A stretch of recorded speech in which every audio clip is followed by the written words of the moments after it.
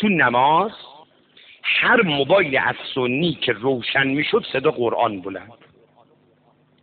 خدا میداند آقا یه وقت دیدیم تو نماز جماعت، حالا 1,000,000 500,000 تن 2 میلیون عمره بود، پر مسجد النبی، صدا نفس نمی اومد. چند متری قبر پیغمبر یه وقت یه صدا موبایلی بلند شد، خوشگلا باید برقص. این صدا تا قبر پیغمبر رفت. شما حالا میخندید بخندید، ولی به جان پیغمبر من خیلی خجالت کشیدم. نماز که تموم شد، سنی هایی که ایرانی بودن به همدیگه با تمسخر میگفتن مریدای علی را ببینید. ما مرید عمری، این صدای موبایلمون، اینم مرید علیه، این صدای موبایلش. بیچاره گندکاریای من و تو رو چماق میکنن تو سر علی. علی که خطبه بی الف داره، علی که خطبه بی نقطه داره، علی که از طرق آسمان نسبت به طرق زمین آگاه تره، علی که میگه سلونی قبل ان تفقدونی، علی که واضح علم عربه، علی که هرچه عرب داره از علی داره، علی که وصی پیغمبره و هزاران معجزه و کرامت از علی دیدن. به خدا به ریش علی خندیدن کنار قبر پیغمبر. حالا تو بخند، تو بخند، همین یه تیشم دوباره بلوتوث کن، پخش کن تو دنیا، بده اینترنت. خیانتی که شیعه به شیعه کرده است و خیانتی که شیعه ها به تشیع کردن سنی ها نکردن. پشت تریبون هم که نمیگن، تو تلویزیون هم که این حرفا جاش نیست، تو سریالا که چون حرفای اینی نیست، حرفای دینی نیست، تلویزیون فقط گذاشتن برای که سریال درست کنن دنبال ناموس مردم، عشق و عشقبازی و دختربازی یاد مردم بدن. سریال های تلویزیونی ما که کاری با دین نداره. خاک تو سر من ایرانی بکنم که ترکیه‌ای که ادعای لایکی میکنه بیا ببین سریال درست کرده است، کلیدهای اسرار، هر برنامه‌ای نتیجهش ارتباط با خداست. لایکی ترکیه کار فرهنگی میکند، ما هم کار فرهنگی میکنیم. عشق به اضافه 2 همش سر یک زن دعواست. آبرو رو بردیم زیر بارم نمیریم و نمیرن و قبول نمیکنن که آبرو بردن. ژاپنیا باید بیان سریال درست کنن، جواهری در قبر، که در هر برنامه‌ای صدها درس اخلاقی و زندگی بدن. ما هم سریال درست میکنیم. شیعه هم عمامه سرش میگذاره، به دانشجو شروع میکنه با لباس پیغمبر رقاصی کردن. این شیعه، اونم سنی. این با لباس پیغمبر بزرگترین جسارات میکنه. اینا همش آثار لقمه حرومه که نه دیگه حرمت عمامه سرمون میشه، نه حرمت سیدی و شیخی میفهمیم، نه حرمت منبر سرمون میشه.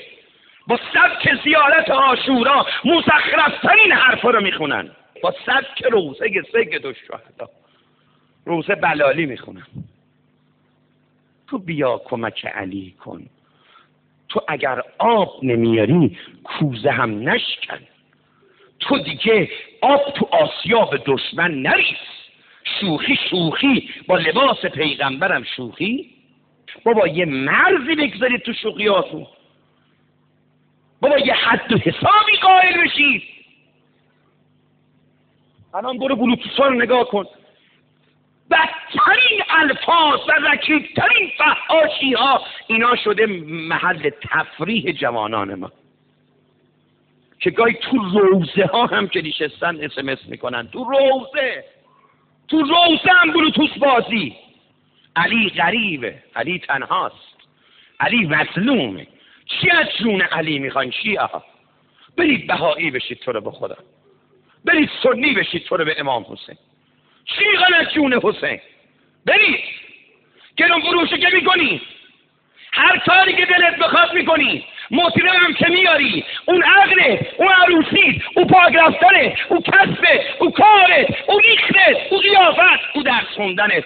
بریم کنار که حداقل آبروی علی رو نبریم. چرا تو عروسی عرق بخش میکنی؟ خدا مرگ به من بده. از کجا بگم؟ از کجا بگم؟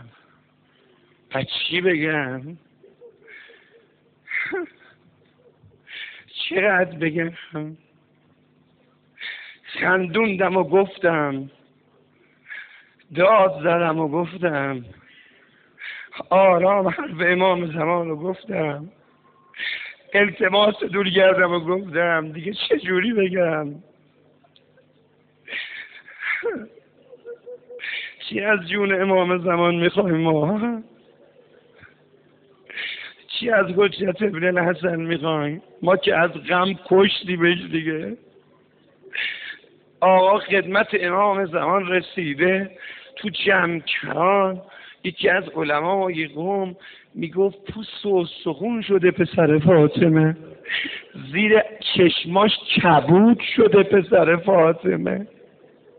آقا چرا اینجوری شدی؟ میگه از دست شیعه هم دارم میسوزم و میسازم. اگه خانم میای مهدیه، اگه جوان عزیز امام زمانی، حجابت رو، نگاهت رو، قیافت رو، موبایلت رو، کامپیوترت رو، ماشینت رو، خونت رو، اتاقت رو، زندگی تو امام زمانی کن. در هر ماشین رو باز میکنی میبینی یه عروسک سگ یا یه عروسک گربه زیر آینه هاتونه. به کجا دارید کشیده میشید؟ قدیم وقتی مردم ماشین میخریدن یه ونیکادی، یه عبا صالحی، یه چارقلی، نه موبایلامون بوی امام زمان میده. چی کار دارید میکنید؟ این همه گناه کردیم، به کجا رسیدیم؟ روسیا دختر خاله با پسر خاله میرقصه، محرم و نامحرم قاطیه. دختر شیعه رو سلوخ عروس کرده، ازک کرده، آرایش کرده، با بدن برهنه جلو این همه نامحرم. وقتی بهش میگیم تو کی هستی؟ میگه من شیعه امام زمانم.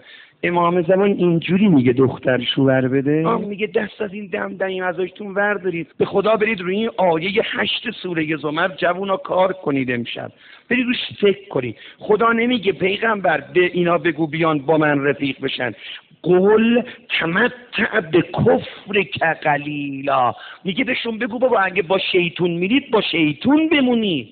من شما رو نمیخواستم ناراحت کنم.